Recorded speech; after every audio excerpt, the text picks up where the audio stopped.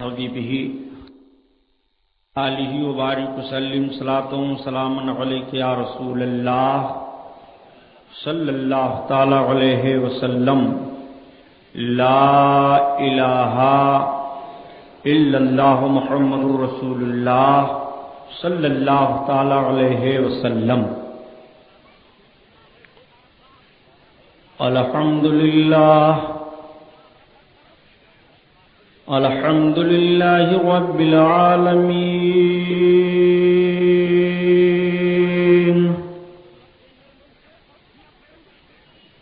الصلاۃ والسلام علی سید المرسلین،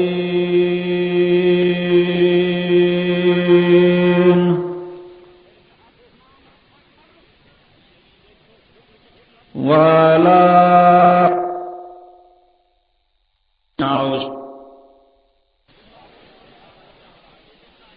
الفاتحہ۔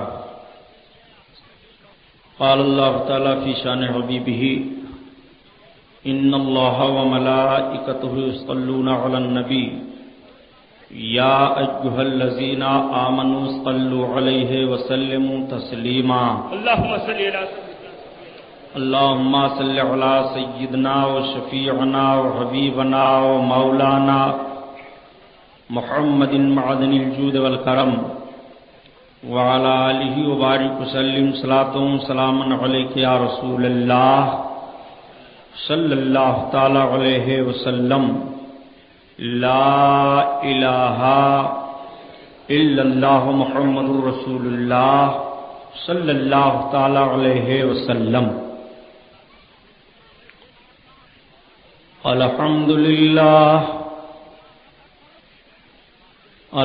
للہ رب العالمین،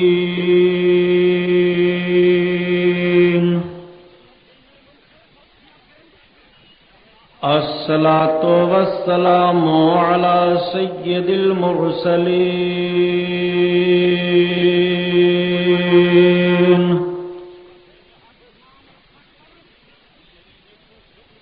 وعلی آلہ الطاہرین،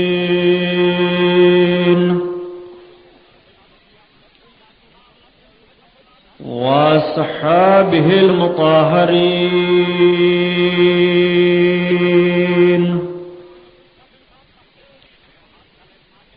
وابنہ الغوث العظم الجیلانی محی الدین،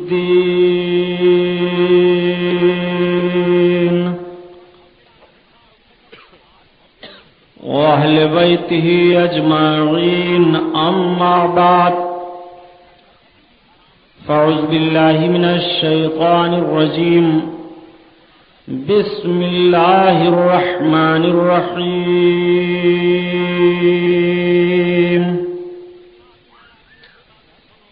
قال اللہ تعالی فی القرآن العظیم والفرقان الحمید، وَلَنَبْلُوَنَّكُمْ بِشَيْءٍ مِّنَ الْخَوْفِ وَالْجُوعِ وَنَقْصٍ مِّنَ الْأَمْوَالِ وَالْأَنفُسِ وَالثَّمَرَاتِ وَبَشِّرِ الصَّابِرِينَ الَّذِينَ إِذَا أَصَابَتْهُم مُّصِيبَةٌ قَالُوا إِنَّا لِلَّهِ وَإِنَّا إِلَيْهِ راجعون۔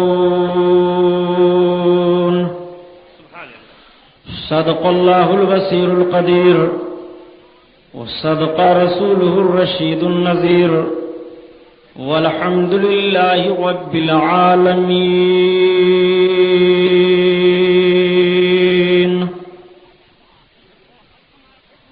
لائق صد احترام علماء اہل سنت، قابل قدر سامعین حضرات، آئیے ہم اور آپ سب سے پہلے اپنے اور ساری کائنات کے مرکز عقیدت حضور رحمت للعالمین، شفیع المذنبین، رسول گرامی وقار، محبوب پروردگار، دونوں عالم کے مالک و مختار حضور محمد الرسول اللہ صلی اللہ تعالی علیہ وسلم کے دربار پر انوار میں درود شریف کا نذرانہ پیش فرمائیں. پڑھیے بلند آواز سے. اللہم صلی علی سیدنا مولانا محمد معدن الجود والکرم وعلی آلہ بارک وسلم صلاۃ و سلام علیک یا رسول اللہ صلی اللہ تعالی علیہ وسلم. پورا مجمع خیر و برکت کے لیے اور درود پاک پڑھ لیجیے. اللہم صلی علی سیدنا و مولانا محمد معدن الجود والکرم وعلی آلہ بارک وسلم صلاۃ و سلام علیک یا رسول اللہ صلی اللہ تعالی علیہ وسلم. حضرات، آج کا یہ عظیم الشان نورانی جلسہ 12 روزہ پروگرام کا 10واں جلسہ ہے.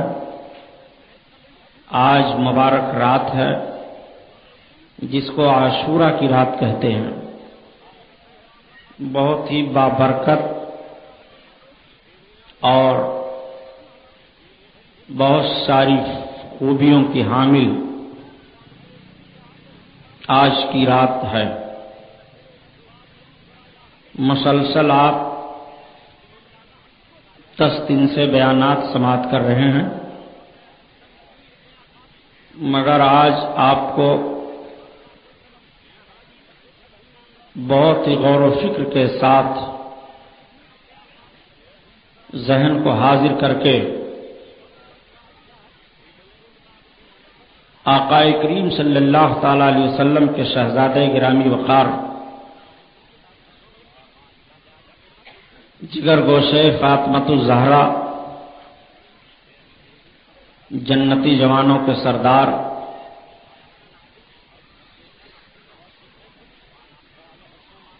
حضرت امام سیدنا حسین رضی اللہ تعالی عنہ کی عظیم ذات کے تعلق سے کچھ سننا ہے، لیکن حسب معمول صرف اعلی حضرت عظیم البرکت آیت من آیات اللہ، معجزۃ من معجزات رسول اللہ امام احمد رضا خان علیہ الرحمت و رضوان کی نعت کے 2 شعر سن لیجئے.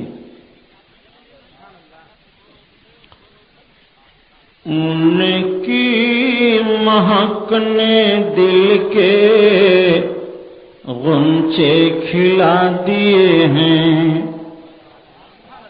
ان کی مہک نے دل کے غنچے کھلا دیے ہیں، غنچے کھلا دیے ہیں. جس راہ چل گئے ہیں کوچے بسا دیے ہیں، کوچے بسا دیے ہیں.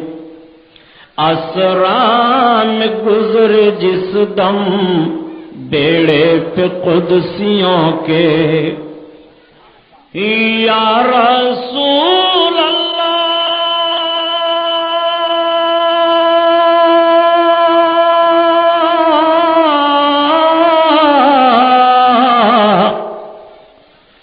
اسرا میں گزرے جس دم بیڑے پہ قدسیوں کے،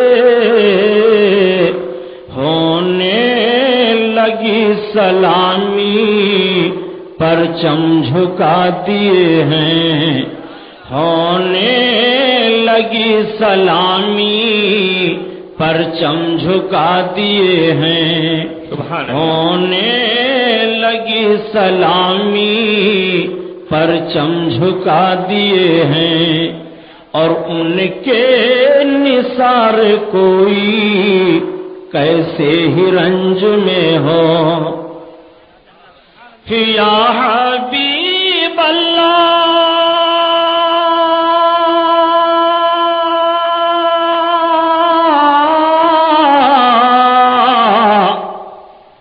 ان کے نثار کوئی کیسے ہی رنج میں ہو.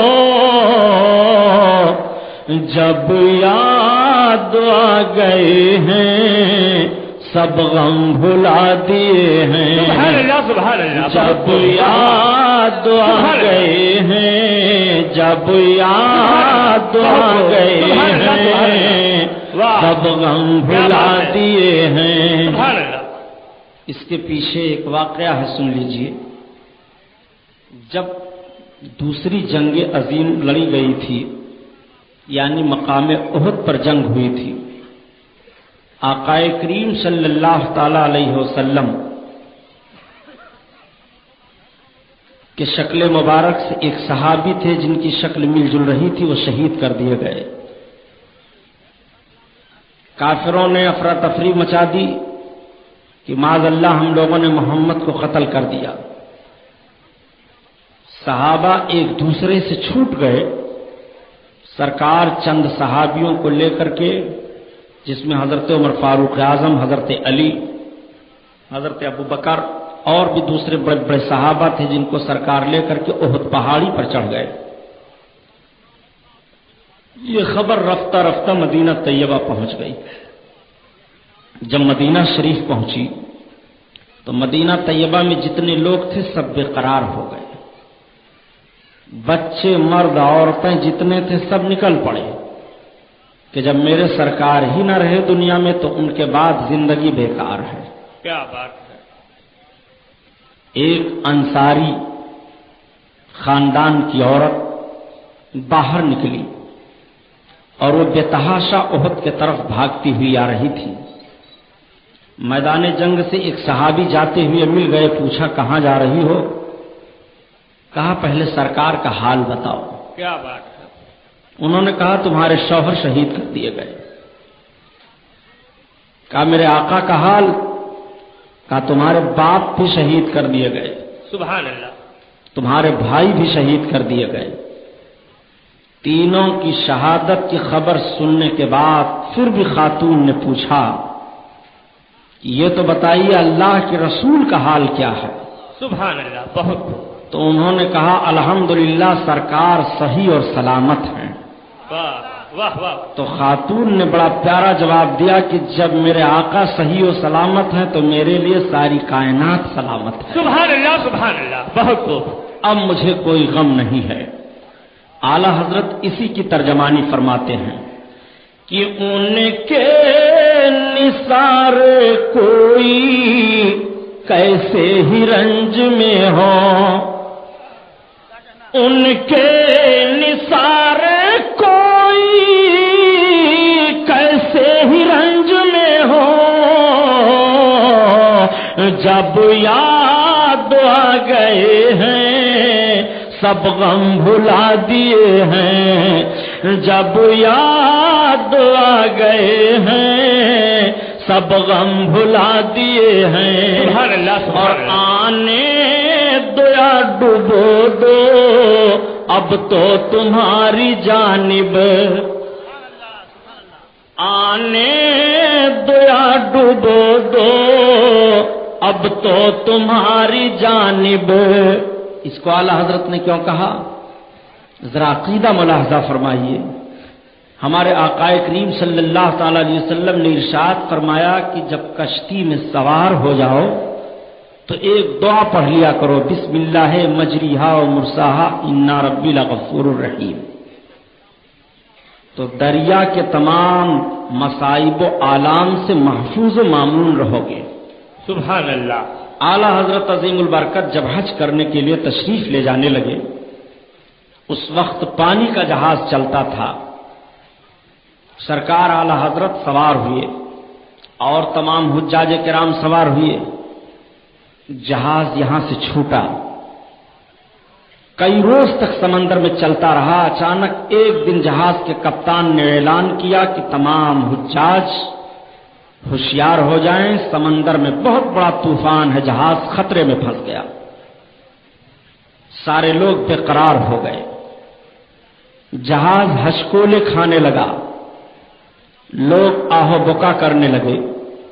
پھر کپتان نے اعلان کیا کہ اب بالکل جہاز خطرے میں ہے۔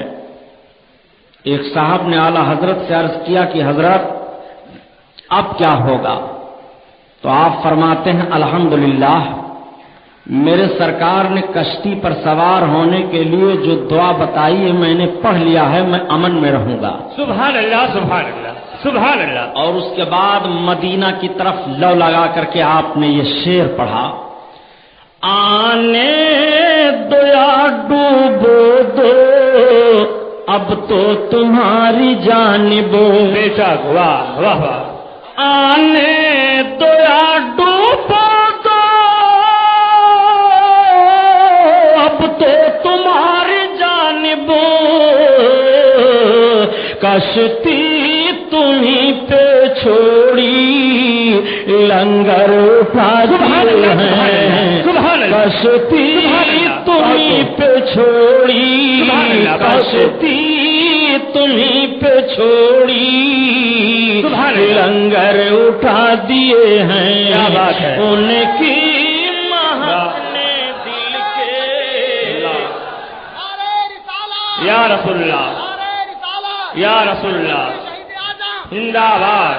ان کی مہک نے دل کے غنچے کھلا دیے ہیں، غنچے کھلا دیے ہیں، جس راہ چل گئے ہیں کوچے بسا دیے ہیں، اور دولہا سے اتنا کہہ دو پیارے سواری روکو، واہ واہ واہ۔ یا نبی اللہ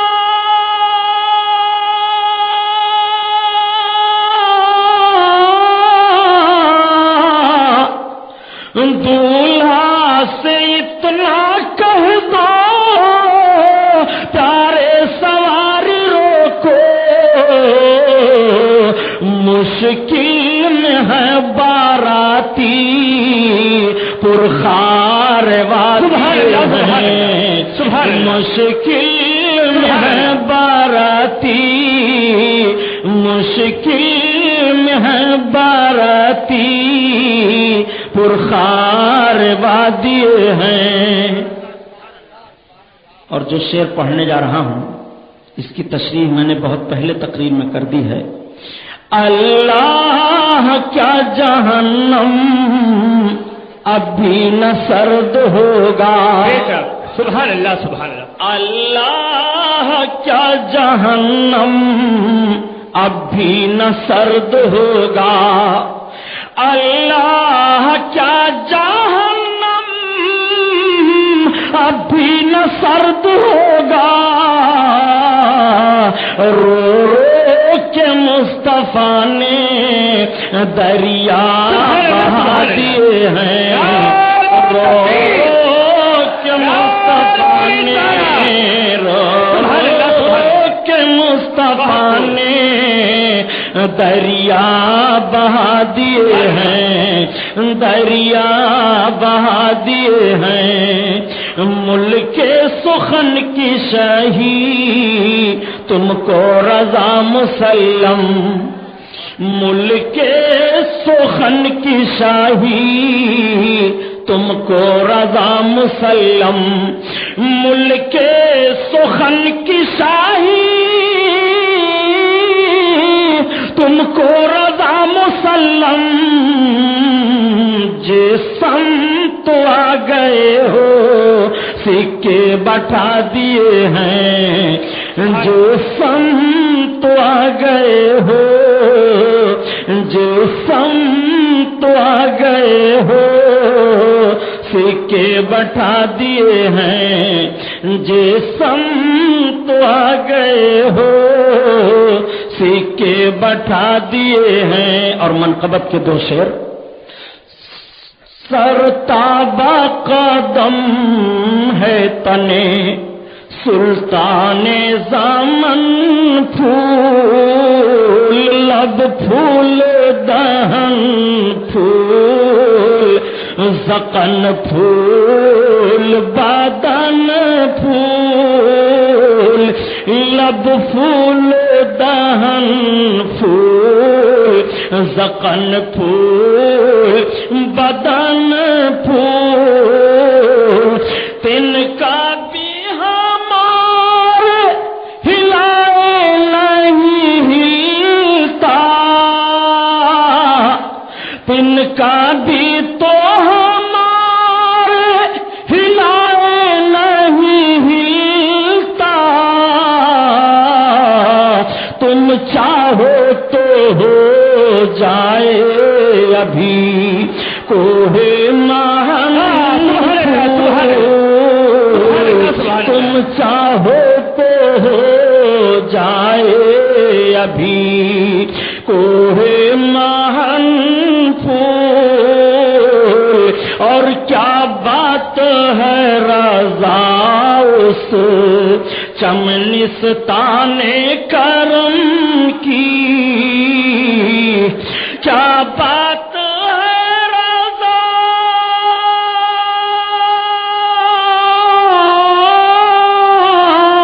اس چمنستان کرم کی، زہرا ہے کئی جس میں حسین و حسن پھول، زہرا ہے کئی جس میں حسین و حسن پھول، سرتابہ قدم ہے تانے سلطان زمن پھول، لب پھول دہن پھول زکن پھول بدن پھول۔ درود پاک اللہم صلی علی سیدنا مولانا محمد معدن الجود والکرم وعلی آلہ وبارک وسلم، صلاۃ و سلام علیک یا رسول اللہ صلی اللہ تعالی علیہ وسلم۔ اسلام کے دامن میں اس کے سوا کیا ہے؟ اسلام کے دامن میں اس کے سوا کیا ہے؟ یک ضرب ید اللہ، یک سجدہ شبیری۔ سبحان اللہ۔ اسلام کے دامن میں اس کے سوا کیا ہے؟ یک ضرب ید اللہ، یک سجدہ شبیری، اور مرحبا جرأت ابن حیدر، مرحبا جرأت ابن حیدر، سر دے دیا بات نہ جانے دی، شاہست حسین بادشاہست حسین، دین است حسین دین پناہست حسین۔ آپ ذرا غور فرمائیے، ہندوستان کی سرزمین پر سب سے زیادہ خدمت اسلام کرنے والی جو شخصیت ہے وہ حضور سرکار خواجہ خواجگاں سلطان الہند حضرت سرکار معین الدین چشتی اجمیری رضی اللہ تعالیٰ عنہ کی۔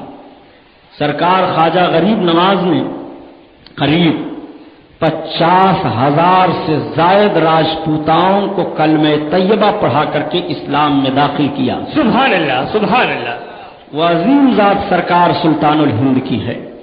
سرکار خواجہ غریب نواز کی طرف اس شعر کی نسبت کی جا رہی ہے کہ سرکار خواجہ غریب نواز فرماتے ہیں شاہست حسین بادشاہست حسین، حسین شاہ ہیں، حسین بادشاہ ہیں۔ سبحان اللہ۔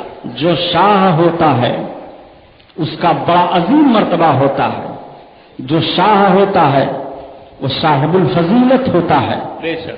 جو شاہ ہوتا ہے وہ متقی پرہیزگار ہوتا ہے، سبحان اللہ۔ جو شاہ ہوتا ہے وہ سردار ہوتا ہے، جو شاہ ہوتا ہے وہ سلطان ہوتا ہے۔ شاہست حسین، حسین شاہ ہیں، حسین شاہوں کے شاہ ہیں، بادشاہست حسین، حسین بادشاہ ہیں۔ تو امام حسین جب بادشاہ ہیں تو بادشاہ کنگال نہیں ہوتا، واہ واہ، بے شک۔ بھکاری کو بادشاہ نہیں کہا جاتا، مجبور کو بادشاہ نہیں کہا جاتا، جس کے پاس کچھ نہ ہو اس کو بادشاہ نہیں کہا جاتا، جس کے پاس بہت کچھ ہو، فوج ہو، حکومت ہو، دارالخلافت ہو، سلطنت ہو، اس کے تمام رعایا ہوں، مال و دولت کی کمی نہ ہو، لوگوں پر حکمرانی کر رہا ہو، بادشاہست حسین، حسین بادشاہ ہیں، تب بادشاہ کہا جائے گا۔ اب جو لوگ یہ ذہن و فکر رکھتے ہیں کہ حسین مجبور تھے کربلا کے میدان میں، حسین کو طاقت و قوت نہیں تھی کربلا کے میدان میں، یہ غلط ذہن و فکر ہے۔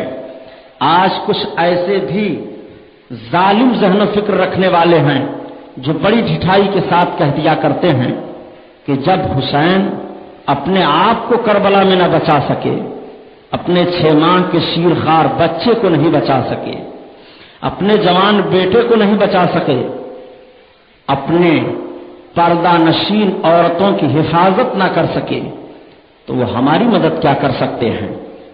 آپ ذہن و فکر حاضر کر کے سنیے اور جملہ پر غور فرمائیے۔ امام حسین کربلا میں اپنی جان بچانے کے لیے نہیں گئے تھے، وہ جان بچاتے تو کربلا میں ان کی جان بچ جاتی، ان کے کنبہ والے سب محفوظ ہو جاتے۔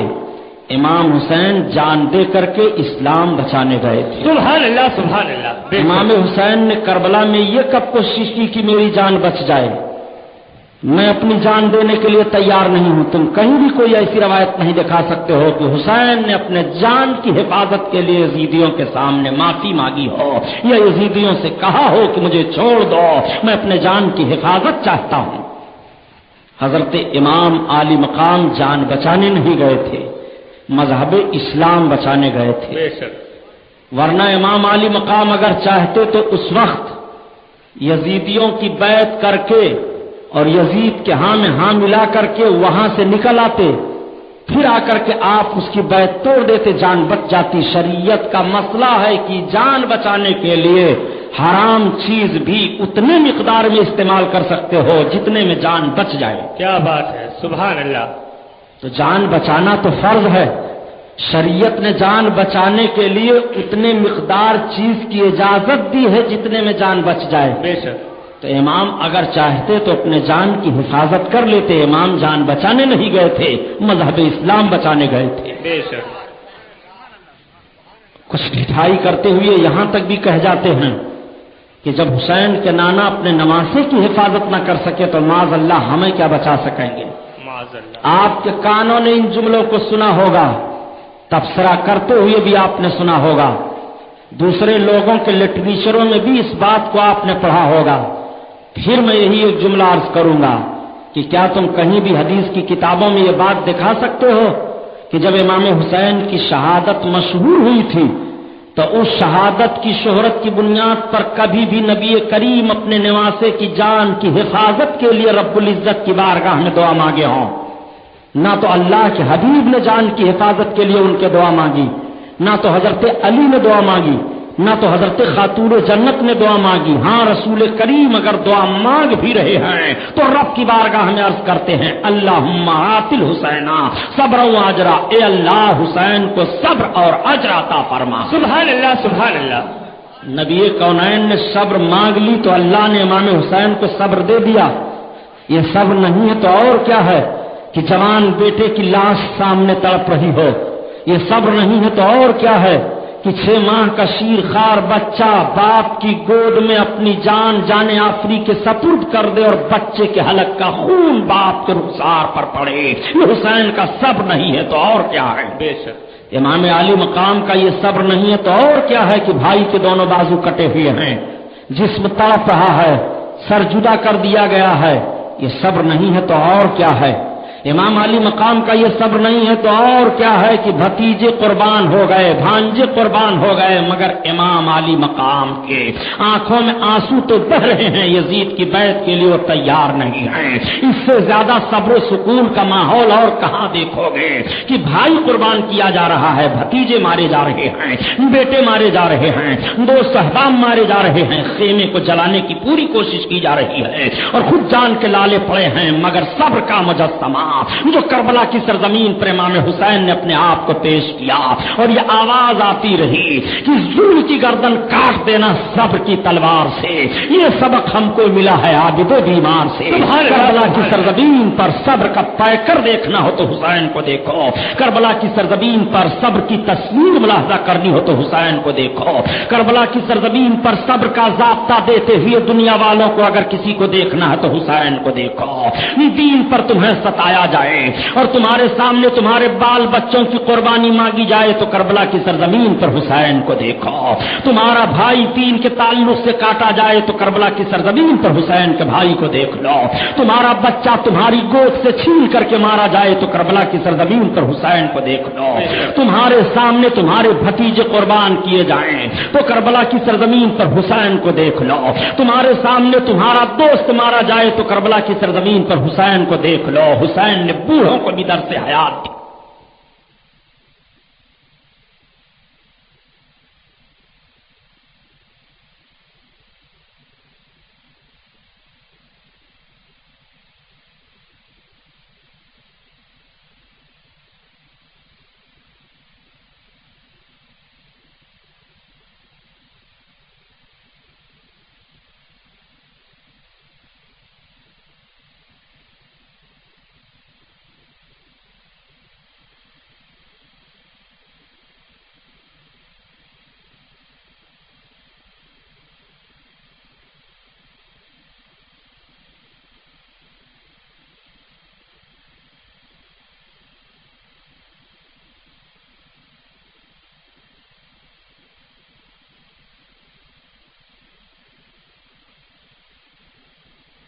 کر کے کھڑا کر دیا ہے. نوجوانوں کو بھی حسین نے صبر کا قانون دیا ہے. بچوں کو بھی حسین نے صبر کا قانون دیا ہے. عورتوں کو بھی حسین نے صبر کا قانون دیا ہے. بہنوں کو بھی حسین نے صبر کا ضابطہ دیا ہے. بیویوں کو حسین نے صبر کا ضابطہ دیا ہے. یہ حسین کے صبر کا معاملہ ہے. اے اسلامی خاتونوں، اگر تمہاری گود سے تمہارا بچہ چھینا جائے تو ہمارے بچے کو یاد کر لینا. اے بہنوں، اگر تمہارے سامنے تمہارا بھائی مارا جائے تو ہماری زینب کو یاد کر لینا. اے لوگوں، اگر تمہارے سامنے تم کو ذبح کیا جائے، تمہاری 8 سالہ بچی ہو تو میری سکینہ کو یاد کر لینا. امام حسین کس طرح سے صبر کا قانون دنیا والوں کو دے رہے ہیں. امام ہی نے تو صبر کی تصویر بن کر کے کربلا کی سرزمین پر دنیا کو بتا دیا کہ صبر اس کو کہتے ہیں اور صبر پر عمل کرنے کا ماحول اس کو کہتے ہیں. شاہ حسین، بادشاہ حسین، حسین شاہ ہیں، حسین بادشاہ ہیں. سبحان اللہ سبحان اللہ. امام حسین کو سمجھنے کے لیے حسینی ذہن و فکر چاہیے. حسین کو سمجھنے کے لیے حسینی دماغ چاہیے. حسین کو سمجھنے کے لیے حسین کی محبت دل میں چاہیے. حسین کو سمجھنے کے لیے آنکھوں کو بھیگ جانا چاہیے. حسین کو سمجھنے کے لیے کلیجہ پسیج جانا چاہیے. حسین کو سمجھنے کے لیے تمہیں اگر قانون لینا ہے تو جب شدت کی پیاس لگے اپنے سامنے پانی لے جاؤ تو حسین کے پیاس کو یاد کرو کہ کربلا کے ریگستان میں حسین کے بچوں کو اس طرح سے تڑپا تڑپا کر کے تہے تیز کیا گیا تھا. آج ایک وقت اگر ہم بھوکے پیاسے رہ جائیں تو دنیا رحم کھاتی ہے. آج کوئی آدمی اگر آنکھیں بھیگ جائیں اس کی اور آپ کے سامنے ہاتھ پھیلا دے تو آپ کچھ نہ کچھ اسے ضرور دے دیا کرتے ہو. آپ کا دل پسیج جایا کرتا ہے. اگر آپ کے سامنے ایک ایکسیڈنٹ ہو جائے، کسی کا جسم تڑپ رہا ہو، اس کی گردن کٹ گئی ہو، اس کے ہاتھ پیر ٹوٹ گئے ہوں تو 2-3 دن تک آپ کو سکون نہیں ملتا ہے. آپ کربلا کی سرزمین کا نقشہ ذرا سامنے تو رکھیے. دشمنوں نے کس طرح سے گھیر کر کے امام عالی مقام اور آپ کے ساتھیوں کو نردے میں لیا ہے. مگر مرحبا جرأت ابن حیدر سر دے دیا، بات نہ جانے دی.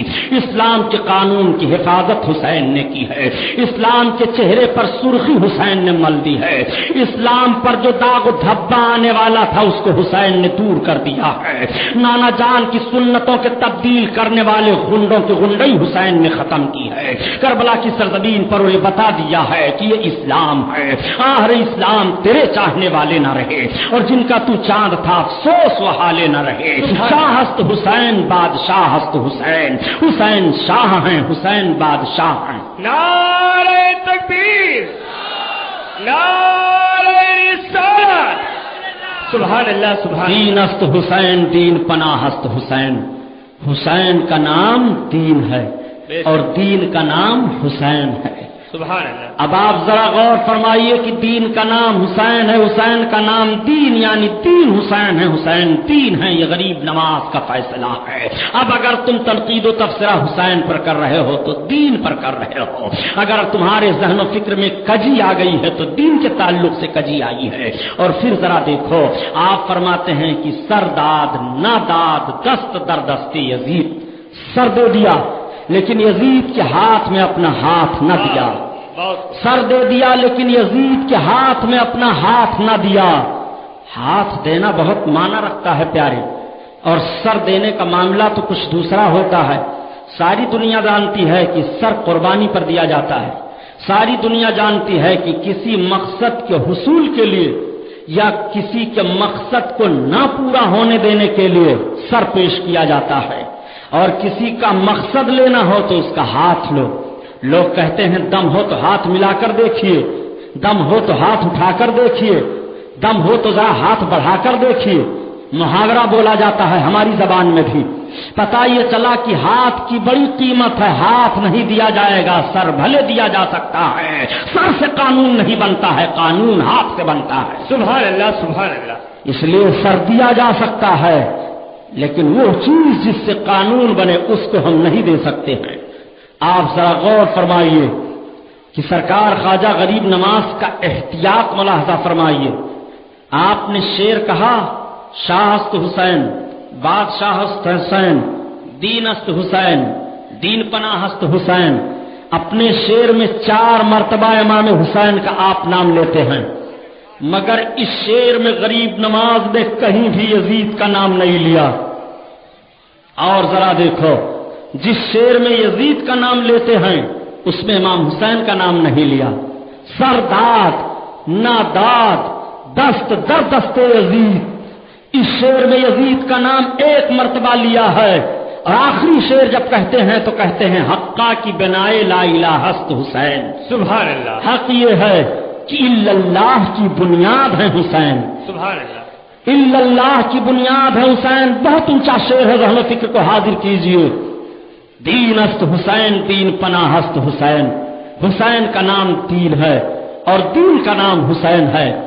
ایک بات میں آپ سے عرض کرتا چلوں پیارے، ایک منزل قرب کی ہوتی ہے ولایت کے درجے میں، جس کو کہا جاتا ہے فنا فی اللہ، اللہ میں فنا ہو جانا۔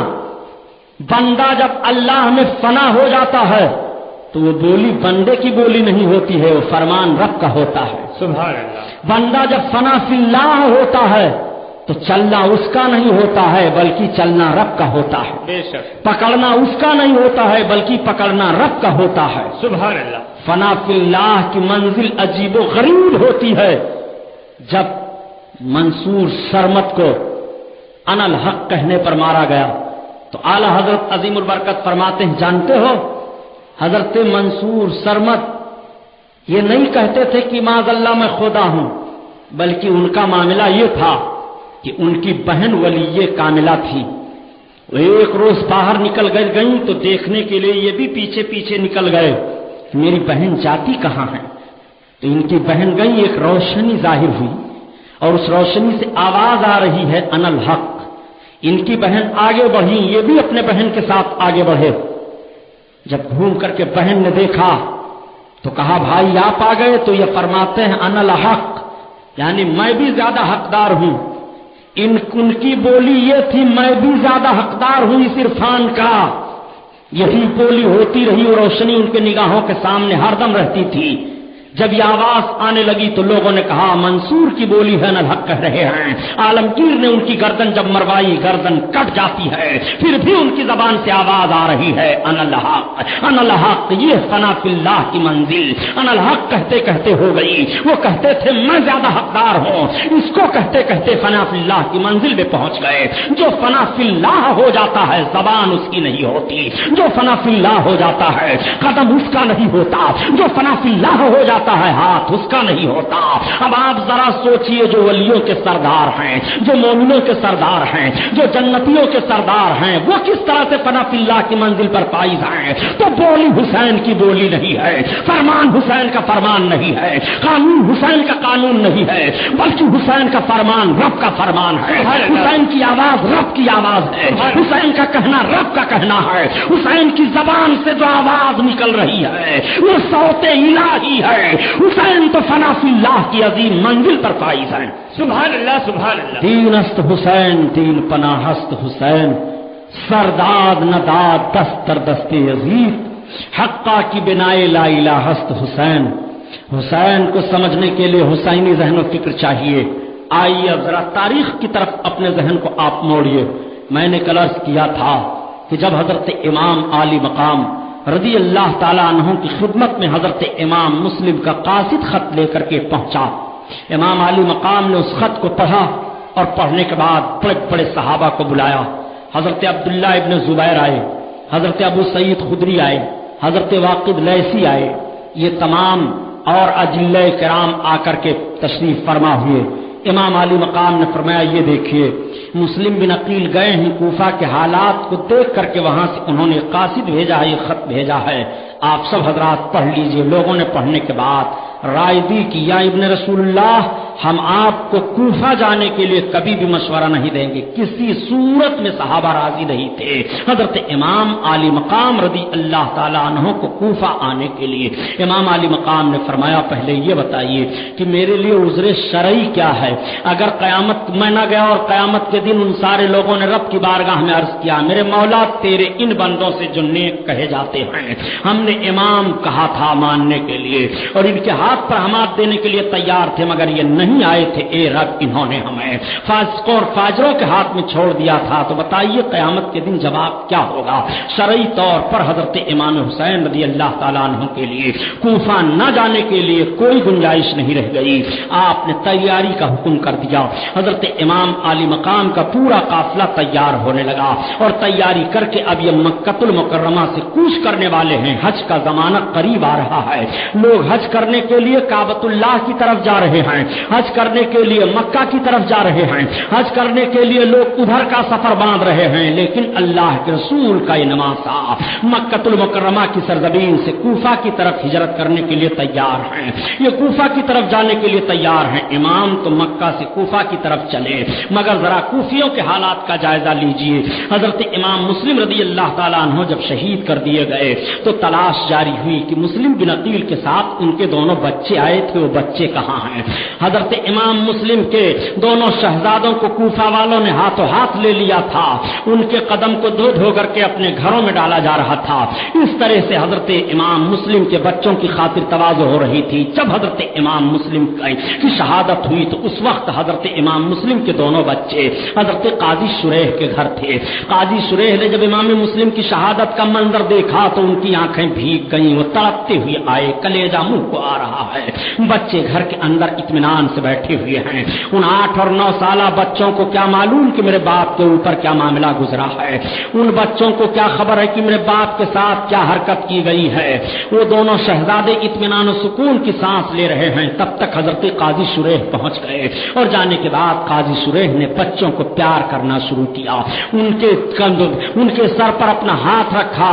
بڑے بچے حضرت ابراہیم نے کہا کہ قاضی صاحب اس طرح کا ہاتھ رکھنا تو یتیموں کے سر پر دستور ہے، کیا ہم یتیم ہو گئے ہیں؟ تب تک قاضی شریح رونے لگے، آنکھیں بھیگ جاتی ہیں، بچے تڑپ گئے، بتاؤ ہمارے باپ کے اوپر کوئی مصیبت تو نہیں آئی ہے؟ قاضی شریح کی ہچکی بڑھ گئی، اے شہزادو تم واقعی یتیم ہو گئے ہو، اے مسلم کے شہزادو اب تمہارے باپ اس شہر میں نہیں ہے، کوفیوں نے غداری کی ہے اور حکومت کے کارندوں نے تمہارے باپ کو تہے تیغ کیا، اتنا سننا تھا۔ دونوں بچے تڑپ گئے، آنکھوں کے سامنے اندھیرا چھا جاتا ہے۔ حضرت قاضی شریح تسلی دیتے ہیں، شہزادو رو نہیں، تمہاری بھی جان کے دشمن لگے ہوئے ہیں، تمہاری بھی جان خطرے میں پڑ گئی ہے۔ روتے روتے باپ کی محبت میں ان دونوں شہزادوں کی آنکھیں خشک ہو جاتے ہیں، آنسو، آنکھیں پھٹی کی پھٹی رہ جاتی ہیں، زبان پیاس سے سوکھ جاتی ہے۔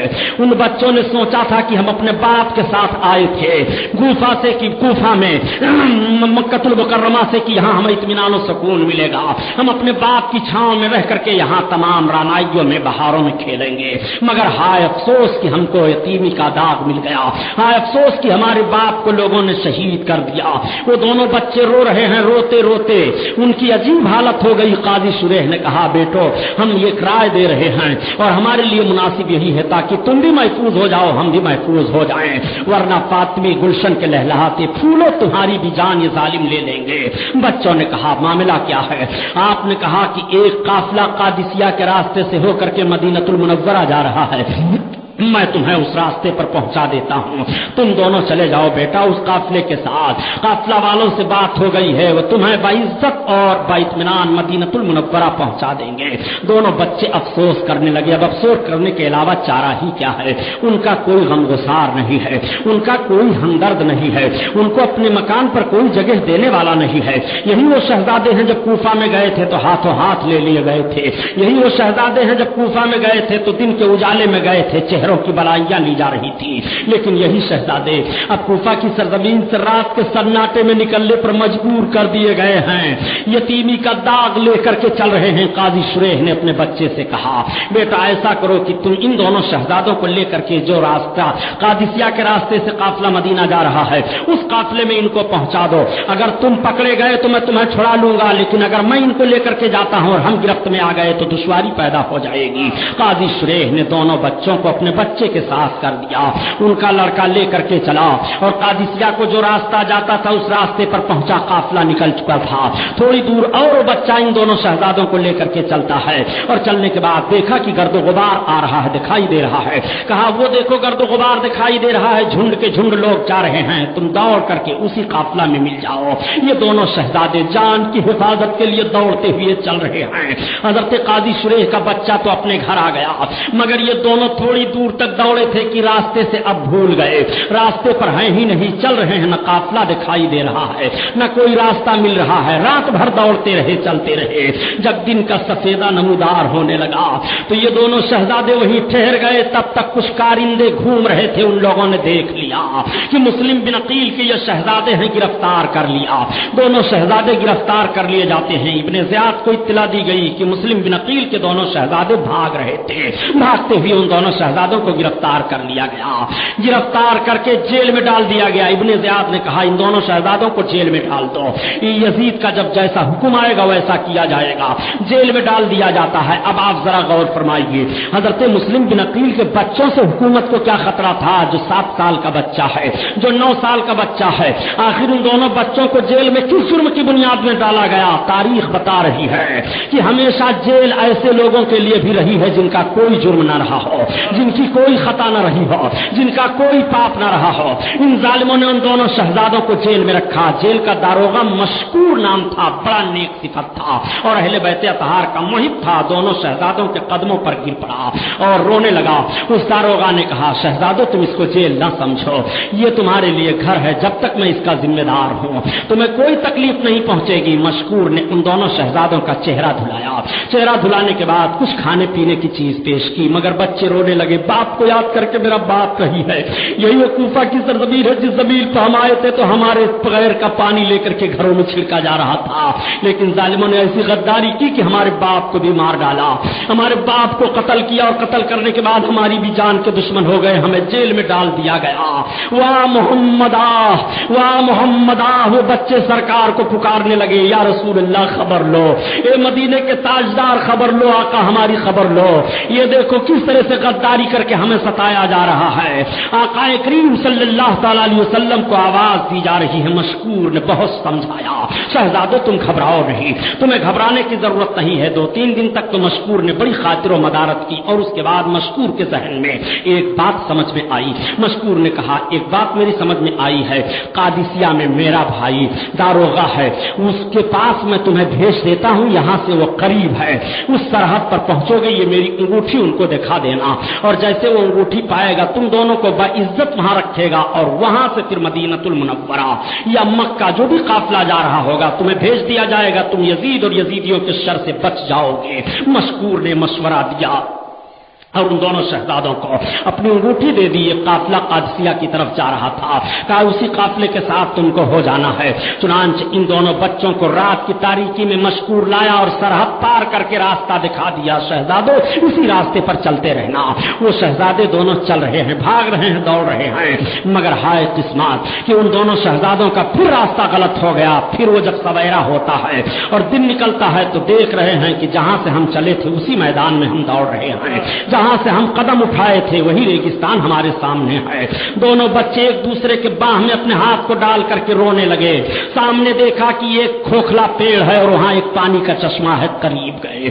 پانی کے چشمے پر دونوں شہزادوں نے اپنی ضرورت پوری کی، نماز ادا کی، اور پھر اس کے بعد اسی پیڑ کے کھوکھلے میں ہو کر کے چھپ کر بیٹھ گئے۔ یہ دونوں شہزادے اطمینان و سکون کا سانس لے کر کے بیٹھے ہی تھے کہ تب تک ایک حبشی کنیز پانی بھرنے کے لیے گئی۔ اس نے پانی کی سطح پر دو تصویروں کو دیکھا تو ادھر ادھر منہ گھما کر کے دیکھنے لگی۔ اس کی نگاہ پڑی تو اس نے دیکھا کہ پیڑ کے کھوکھلے حصے میں دو بچے بیٹھے ہوئے ہیں۔ وہ سہمتے ہوئے اور قریب گئی اور قریب جا کر کے اس نے کہا، شہزادو تم کون ہو، یہاں کیوں چھپے بیٹھے ہو؟ وہ دونوں پھر ایک دوسرے کی باہ میں ہاتھ ڈال کر کے رونے لگے کہ ایسا نہ ہو پھر ہم گرفتار کر لیے جائیں۔ ایک مرتبہ تو داروغہ نے ہمیں جیل سے نکالا تھا، اب ہم گرفتار کیے جائیں گے تو نہ جانے ہماری کون نوبت ہو۔ دونوں بچے دھاڑ مار مار کر رونے لگے۔ کنیز نے کہا، رو نہیں، تم گھبراؤ نہیں، آ جاؤ میرے ساتھ چلو۔ میں جس کی کنیز ہوں وہ مالکہ بہت ہی چاہنے والی ہے، یہ بتاؤ تم ہو کون؟ مسلم بن عقیل کے لڑکے تو نہیں ہو؟ ان دونوں شہزادوں نے اپنے باپ کا نام سنا تو کہا، ہم ہی غریب ہیں، ہم ہی مسلم بن عقیل کے شہزادے ہیں، اب ہمیں شہزادہ نہ کہو، یہ یتیم کہو، اب ہمیں شہزادہ نہ کہو، یہ غریب کہو، ہم مصیبت و پریشانی میں پھنس گئے ہیں، ہمیں روکا جا رہا تھا مکہ میں۔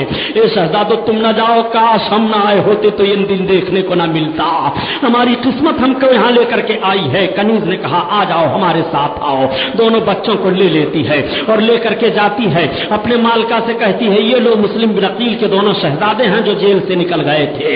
ادھر اعلان کر دیا گیا کہ جیل سے دونوں شہزادوں کو مشکور داروغہ نے نکال دیا ہے، جہاں ملے شہزادے انعام دیا جائے گا، ان کو لاؤ پکڑ کر کے۔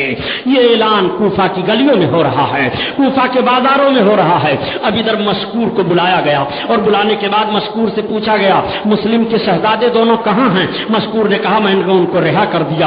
ابن زیاد نے کہا، تم نے کیوں رہا کر دیا؟ تم اس کو ڈرا نہیں؟ مشکور نے کہا، جو خدا سے ڈرتا ہے وہ کسی سے نہیں ڈرتا ہے۔ کہا، میں تمہاری چمڑی ادھیڑ ڈالوں گا۔ کہا، چمڑی ادھڑنے کا غم نہیں ہے۔ کہا، تم نے کیوں آخر بھیج دیا ان بچوں کو؟ اگر یزید مانگے گا تو میں کہاں سے دوں گا؟ کہا، اس سب کا کوئی جواب میرے پاس نہیں ہے، وہ اہل بیت رسول اللہ ہیں، وہ رسول کے شہزادے ہیں، میں نے ان کو جیل میں رکھنا مناسب نہیں سمجھا، میں ان کے خون سے اپنے ہاتھ کو رنگین نہیں کروں گا۔ کہا، لیکن خون سے میں تمہیں رنگین کر دوں گا۔ کہا، یہ مجھے منظور ہے مگر ان کے لیے تکلیف مجھے منظور نہیں ہے۔ ابن زیاد نے جلادوں کو بلایا، کہا، مشکور کو کھڑا کرو، مارو اتنے کوڑے اس کو کہ یہی مر جائے، اور اس کے بعد اس کی گردن کاٹ دو۔ مشکور پر جب کوڑے برسائے جانے لگے تو پہلے کوڑے میں مشکور نے کہا، الحمدللہ، دوسرے کوڑے میں مشکور نے کہا، یا الہ العالمین، اے میرے مولا، میں اللہ کے حبیب کے شہزادوں کی محبت میں مارا جا رہا ہوں۔ تیسرے کوڑے میں مشکور نے کہا، یا رسول اللہ، قیامت میں میری شفاعت کیجیے گا، یا رسول اللہ، آپ کے شہزادوں کو جیل سے نکالا ہوں تو یہ کوڑے برس رہے ہیں۔ مشکور نے آنکھیں بند کر لی، کوڑے پر کوڑے پڑ رہے ہیں، مشکور جسم سے چور ہو گئے، زمین پر آئے، مشکور کی روح پرواز کر گئی اور مشکور کی گردن کاٹ دی گئی۔ ایک شہید کا اور اضافہ ہوا اس توفہ کے داستان میں، مشکور نے اپنا نام لکھا لیا اور مشکور نے ثابت کر دیا کہ محب اہل بیت ایسے ہوتے ہیں، آئینے چمہ مردہ حق گوئی و بے باکی، اللہ کے شیروں کو آتی نہیں روباہی، اللہ کا شیر پھانسی کے پھندے میں بھی ہو جب بھی حق بولی بولتا ہے، پھانسی کے تخت پر ہو جب بھی وہ حق بولی بولتا ہے۔ مشکور شہید کر دیے گئے۔ اب حضرت امام مسلم کے شہزادوں کی تلاش جاری ہے۔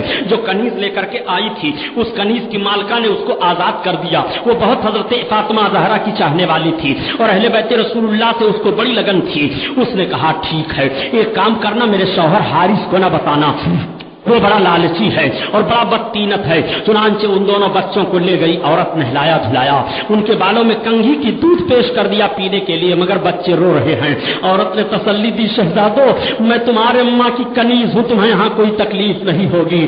ظالموں نے تمہارے باپ کو شہید کیا، شہزادو اس گھر کو اپنا گھر سمجھو، میں مرتے دم تک تمہاری خدمت کے لیے تیار ہوں۔ چنانچہ اس عورت نے بڑی تسلی دی اور کچھ کھلا پلا کر کے دونوں شہزادوں کو سلا دیا۔ جب دونوں سوئے تو دونوں کے سر پر تھپکیاں دینے لگی تاکہ نیند آ جائے، اور عورت دروازہ بند کر کے واپس چلی آتی ہے۔ دن گزر گیا، رات آئی، تب تک اس کا شوہر حارث ہانفتا کانپتا ہوا آیا۔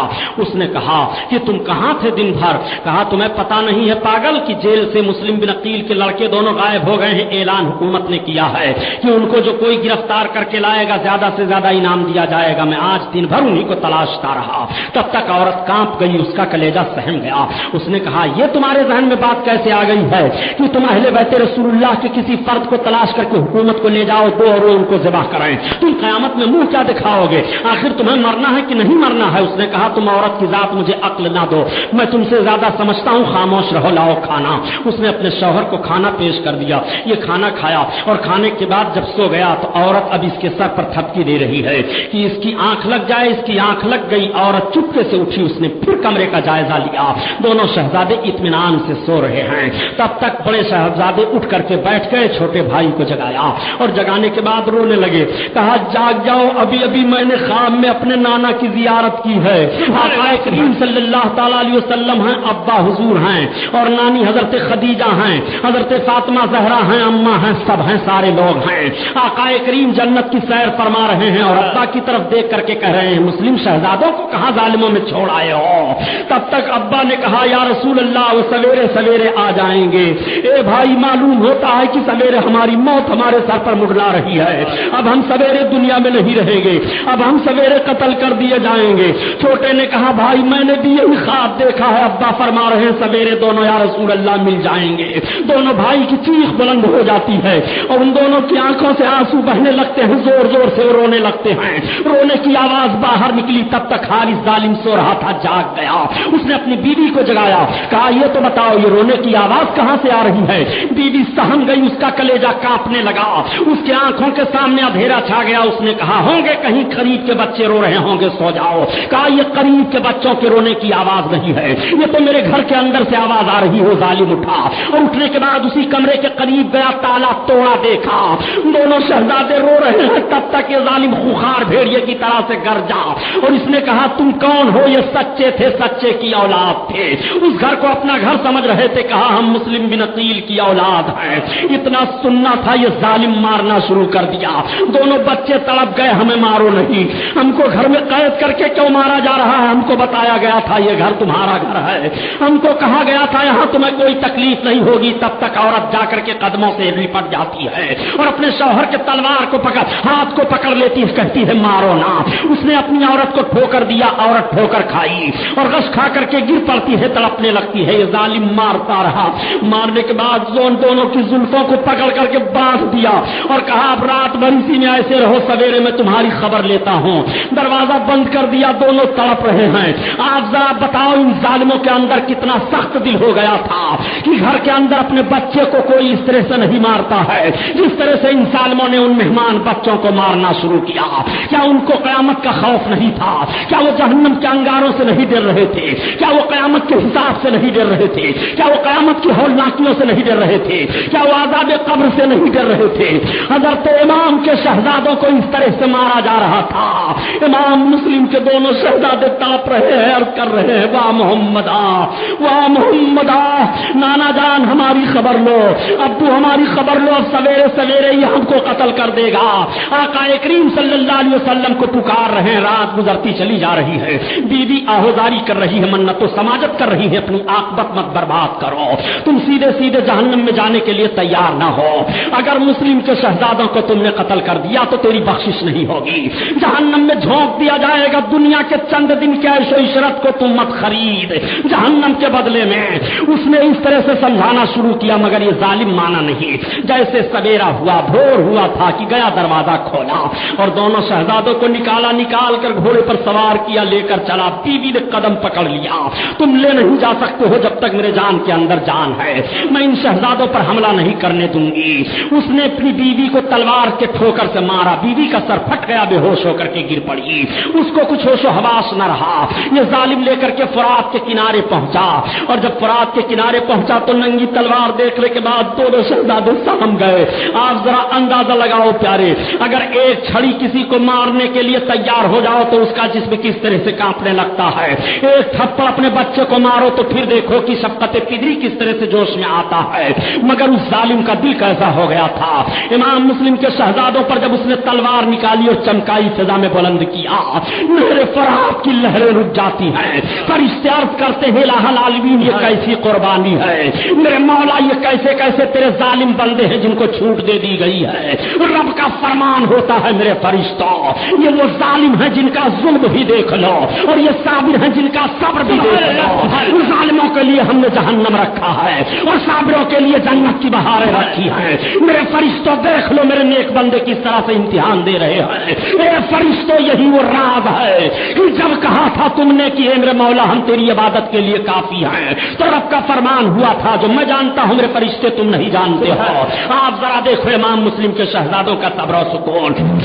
دونوں شہزادے اپنی آنکھوں کو بند کر لیتے ہیں۔ اس ظالم نے ایک ایسا وار کیا کہ تلوار بیک وقت دونوں کی گردنوں پر پڑی، ننھے ننھے بچے ہیں، دونوں کی گردنوں کا تلوار پار کر جاتی ہے۔ اس نے سر کو ایک طرف رکھا اور دونوں جسموں کو اٹھا کر فرات میں ڈال دیا۔ جب لوگ کہتے ہیں کہ نہر فرات کا پانی حسین اور ان کے قافلہ والوں نے کیوں نہیں پیا، میں عرض کرتا ہوں کیسے پیے؟ پہلے مسلم کے شہزادوں کا خون اس میں بہ گیا ہے۔ اس نہر فرات میں مسلم کے شہزادوں نے اپنے وفاداری اور صبر و شکر کا خون دے دیا ہو، اس فرات کا پانی حسین اور حسین کے شہزادے اور حسین کے گھر والے کیسے پی سکتے ہیں؟ حضرت امام مسلم کے شہزادوں کے دونوں جسم تیر گئے اور یہ ظالم ان سروں کو لیا اور لے کر کے آیا ابن زیاد کے پاس، کہا یہ لیجیے۔ ابن زیاد نے دیکھا، کہا یہ کیا ہے؟ کہا مسلم بن عقیل کے لڑکوں کا سر ہے۔ کہا ظالم یہ سر لے کر کے آیا ہے، سر کہاں سے ملے؟ کہا قتل کر دیا ہو۔ کہا حراج زیادہ قتل کیوں کر دیا ہے؟ کیا تم کو قتل کرنے کے لیے حکم دیا گیا تھا؟ یہی دیکھ لو انتقام کیسے جاری ہو گیا، رب تعالیٰ کیسے بدلہ لے رہا ہے۔ ابن زیاد نے